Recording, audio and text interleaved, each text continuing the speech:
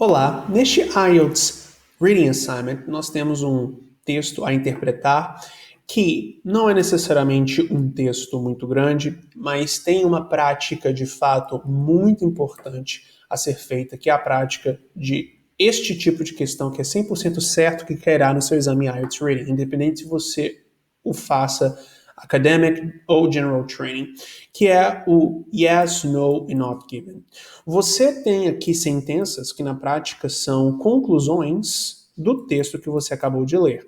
E essas conclusões terão que ser classificadas por você como yes, ou seja, estando de acordo com o que o autor diz, no, ou seja, contradizendo o que o autor diz, ou not given, ou seja, é impossível interpretar-se esta perspectiva do autor sobre o que foi mencionado na questão. Pois é, num contexto como este, o que é yes, portanto, é óbvio, por quê?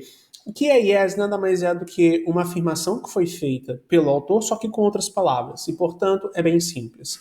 E, portanto, não existe uma complicação maior. Agora, a maior parte das pessoas tem problemas na diferenciação nas respostas no e not given.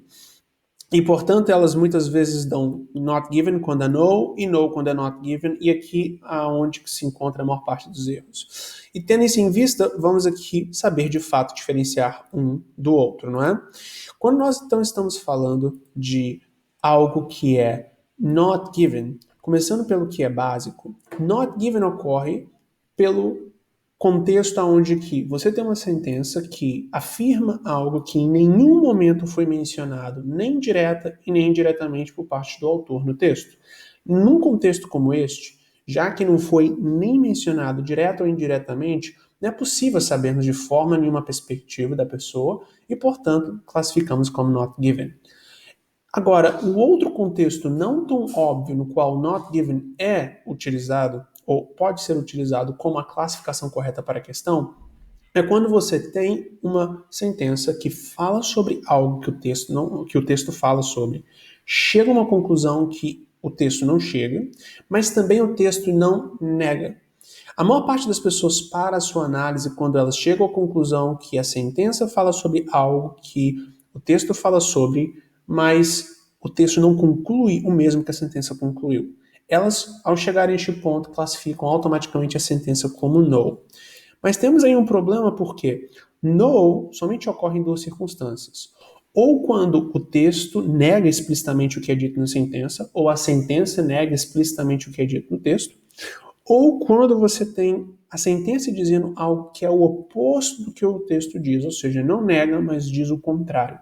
Ou o texto diz o exato oposto do que a sentença disse. Por exemplo, a sentença fala que o carro, por exemplo, é azul, e o texto fala que o carro é vermelho.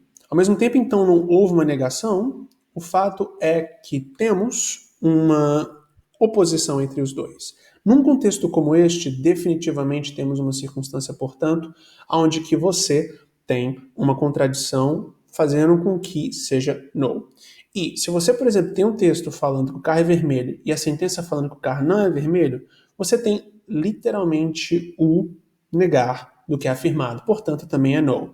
Agora, se você tem uma sentença que chega a uma conclusão que o texto chega sobre, ou melhor, se você tem uma sentença que fala sobre algo que o texto fala sobre, chega a uma conclusão que o texto não chega, mas também não existe nem uma negação direta e nem uma contradição, essa sentença só pode ser not given. Então não pare a sua análise quando você vê uma sentença que fala sobre algo que o texto fala sobre, mas não chega a uma conclusão que o texto chega. Não automaticamente classifique essa sentença como no. Reflita mais e pense se essa sentença ela é explicitamente negada pelo texto. Porque se ela não for, não tem jeito de fato você saber qual a opinião do autor sobre o que a sentença fala, tudo bem?